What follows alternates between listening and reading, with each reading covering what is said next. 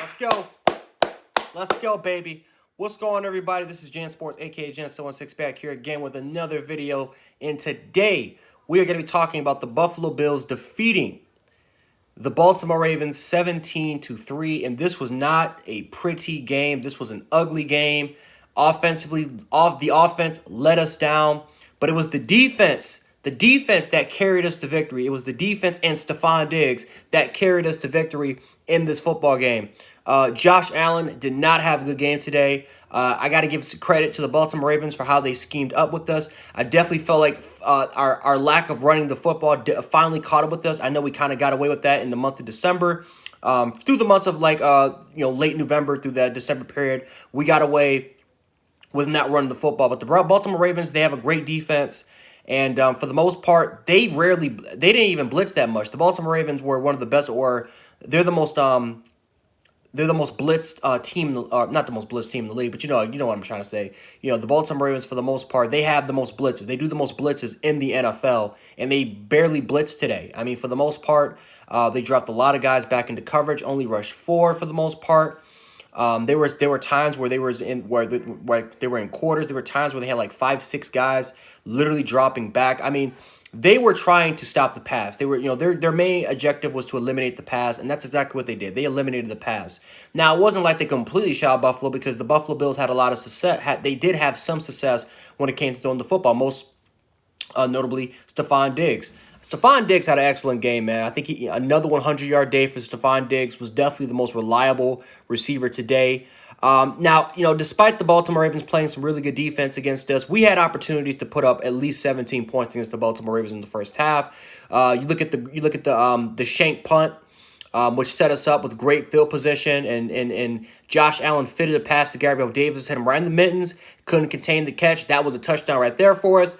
You look at the Stephon Diggs when he beat Marcus Peters on single man-to-man coverage, left Marcus Peters on an island. Stephon Diggs just strictly beat him on the go route. Josh Allen overshot him by 20 yards, overshot him by 10 or 15 yards. Now, again, the wind played a major factor. It played a major factor today, which is exactly why I think the Buffalo Bills should get a dome. Of course, Bills fans can disagree with that, can disagree with me with that all the damn time. If that was in a dome, Josh Allen's completing that pass as a touchdown. But hey, that's just my opinion. Still, you drafted Josh Allen because he can throw through those elements. Josh Allen's got to play a lot better. But for the most part, we had opportunities to score. You look at the 2 missed field goals right there. I mean, that's 20 points. We had 2 missed field goals, one in the first half, one in the second half. That's 20 points that I just talked about that we let off. Now, thankfully, we had some opportunities go our way on the defensive side of the ball, especially late in that second half when Lamar Jackson was out the game because of concussion protocol, and Tyler Huntley, it was a stop and go route, and Marquise Brown beat Tre'Davious White, and he was wide open, and Tyler Huntley overshot him. And again, I think a big reason for that is not because of his lack of accuracy. It was because of the wind. The wind was very, very strong in Orchard Park, very, very strong. So the wind, it went against us, but at the same time, it definitely helped us.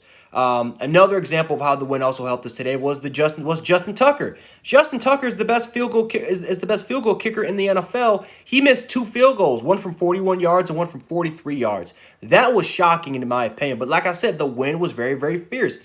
Tyler Bass is not a bad kicker.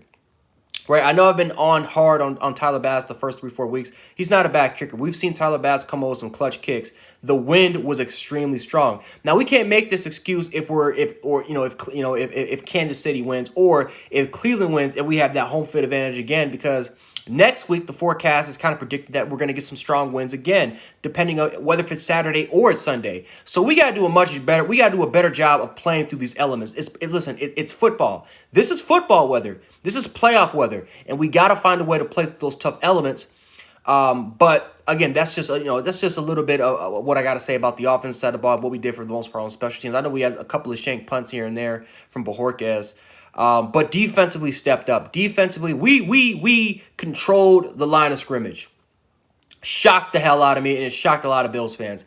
I did not expect the Buffalo Bills to control the line of scrimmage on the defensive side of the ball against against that Ravens front. Maybe the Buffalo Bills going against the Colts offensive line, which is in my opinion the best offensive line in all of football, led by All Pro offensive guard Quentin Nelson and one of the best centers in all of pro football, Ryan Kelly. Now Baltimore, they got some really good offensive line as well. Orlando Brown's a beast. I like Bradley Bozeman. They got some players obviously.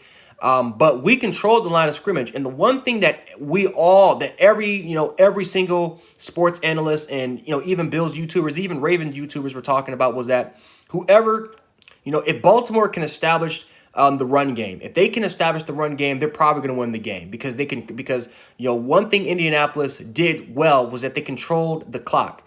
They just missed out on a lot of opportunities, but you can make it. But Indianapolis outplayed Buffalo. They outplayed them. They just couldn't capitalize on a lot of the opportunities that were given to them, right? As far as the touchdown, the drop pass by Michael Pittman, and then the two miss, and then the missed field goals, and in the fourth and goal stop, which they literally could have just ran that behind Quinn Nelson on a straight dive.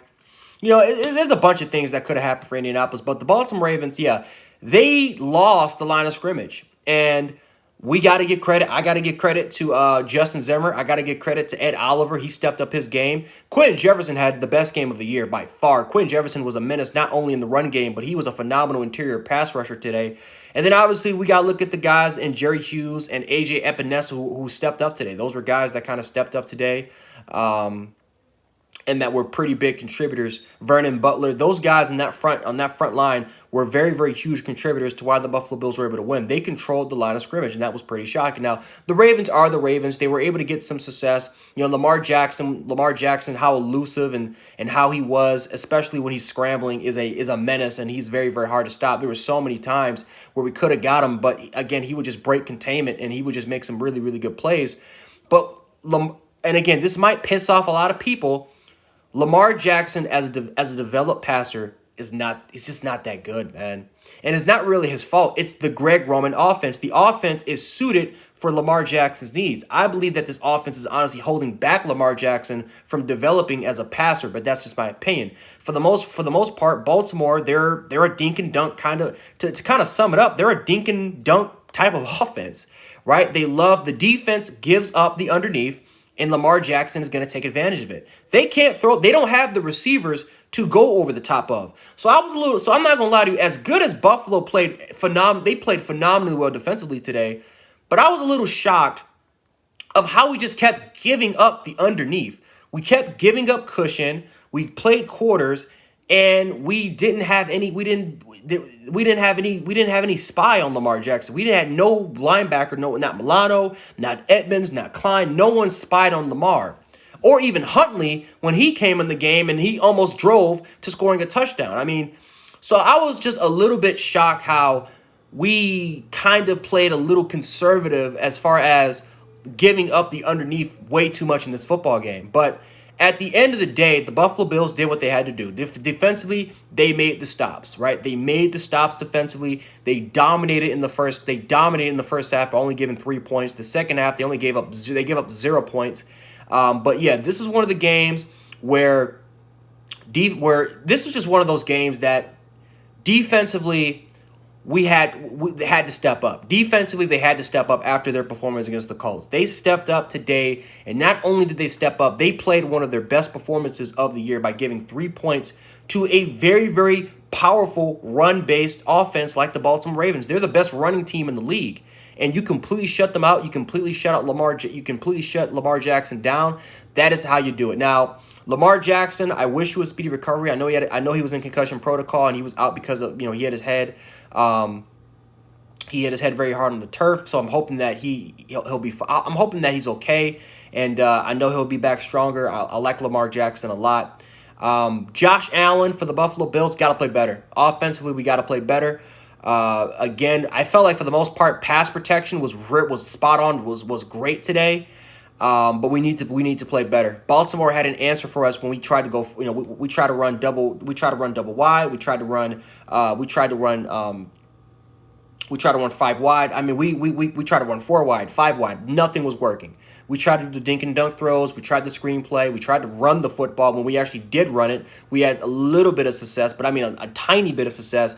We have got to find a way to play better on the offensive side of the ball, because whether if it's Cleveland, whether if it's Kansas City, whether if it's Kansas City, they're going to be they're going to bring their A game in that conference championship. So we got to make sure to bring our A game. We got to find a way to do better schematically on the offensive side of the ball. Defensively, I know they're probably not going to replicate this performance like they did last week, but we need to try at least to try to replicate our performance of keeping up that intensity, keeping up that momentum going into next week. But the main thing is that on special teams and on the offense, which has kind of been our backbone, which has been the backbone of this year, we need to play better in order for us to get to our ultimate goal, which is winning. Which is ultimately getting to the Super Bowl and potentially winning it. So Buffalo one step closer away for getting to their objective, and that's getting to the Super Bowl. My expectation was for them to get to the conference championship, and now that they're actually there, they met my expectations. But let's go a step further. Let's get to that championship. Let's get to that Super Bowl. I know they can do it. Let's see what happens for them. But if you guys like this video, make sure to hit the like button, share the video, and subscribe. It just, liking the video and just sharing and subscribing, it just helps out me. It just helps me out. The YouTube algorithm is a little screwed up. So again, just, if you guys want more NFL weekly content, especially if you're a Bills fan, you guys can definitely subscribe here, and I'll definitely give it to you guys there. So anyway, Jan716, aka Jan Sports. Have a good night, and go Bills.